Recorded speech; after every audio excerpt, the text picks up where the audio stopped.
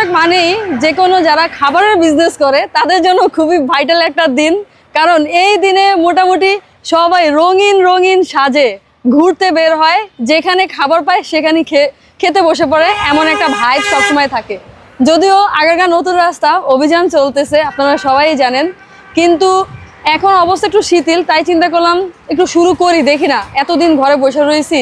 যারা কাজের সাথে জড়িত আছে, কাজ করে, কাজের মানুষ, তারা দেখবেন লং টাইম কিন্তু হাতে হাত গুটিয়ে পায়ের উপর পা তুলে বসে থাকতে পারে না, তারা একটু কাজ করার চেষ্টা করে। তো যেহেতু আমার উপরে অনেকগুলো পরিবার নির্ভর করে, তাই চিন্তা করলাম আজকে অন্তত একটু দোকানটা খুলি, অন্তত সবার একটু হাত খরচটা যদি আমি দিতে পারি। কারণ এই মাসে অলরেডি আজকে 14 তারিখ চলতেছে, অর্থাৎ 14 দিন টানা আমার ফুটকাটা বন্ধ।